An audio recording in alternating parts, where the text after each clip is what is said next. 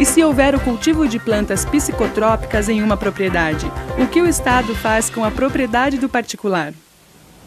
Olha só, essa pergunta envolve a chamada desapropriação confiscatória ou sancionatória, que é uma forma de desapropriação quando numa propriedade existe o cultivo de plantas psicotrópicas, por exemplo, maconha. Existe o cultivo, plantio de maconha em uma propriedade. E aí, o que acontece? O que acontece se numa propriedade houver o cultivo de maconha? Resposta: essa propriedade vai ser imediatamente desapropriada. Essa propriedade será imediatamente expropriada. É a chamada desapropriação confiscatória ou sancionatória, que tem previsão no artigo 243 da Constituição Federal. Esse artigo 243 da Constituição Federal fixa que num caso como esse, onde há o cultivo de plantas psicotrópicas em uma propriedade, nesse tipo de desapropriação, não existe pagamento de indenização para o proprietário. Por óbvio, não é? O proprietário cometeu um ato ilegal, cometeu uma conduta proibida pelo ordenamento jurídico, qual seja o cultivo de plantas psicotrópicas. Então, a sua propriedade, como pena, vai ser desapropriada. Isso sem contar outras penalidades em outras esferas que esse proprietário pode sofrer. Então, é a chamada desapropriação confiscatória, desapropriação sancionatória do artigo 243.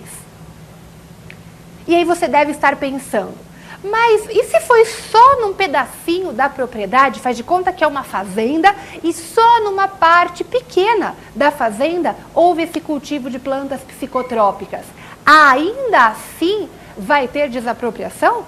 Então, para complementar esse questionamento, não é? Ainda assim, pessoal, o que prevalece, então você que está assistindo o nosso programa, está curioso para saber, né, se importa o tamanho do local onde é plantado, em face do tamanho da propriedade, a resposta que tem prevalecido na jurisprudência, no entendimento dos tribunais, é que não importa se eu plantei num pedacinho ou num pedação, né? Não interessa.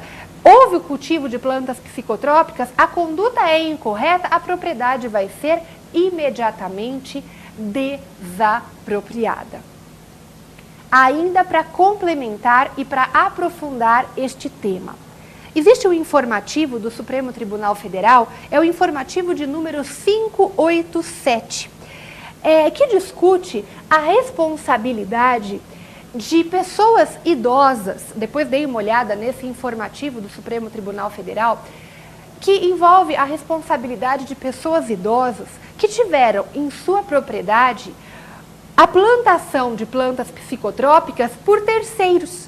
Então imagine que tem pessoas idosas, donas de uma propriedade, e nessa propriedade houve o cultivo de plantas psicotrópicas, mas não porque os idosos ali plantaram, mas porque um terceiro veio e plantou.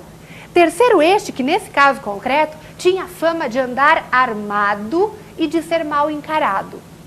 Será que os donos dessa propriedade, essas pessoas idosas, vão ter sua propriedade desapropriada? E agora? Será que eu vou analisar culpa ou dolo por parte dessas pessoas idosas, desses idosos? Será que esses idosos que não tinham como se opor ao plantio em suas terras de plantas psicotrópicas vão ter responsabilidade? E aí vem a questão da responsabilidade, se objetiva ou se subjetiva por parte do proprietário. Como apurar essa responsabilidade? Ela é uma responsabilidade objetiva ou subjetiva? Depende de demonstração de dolo ou culpa ou não?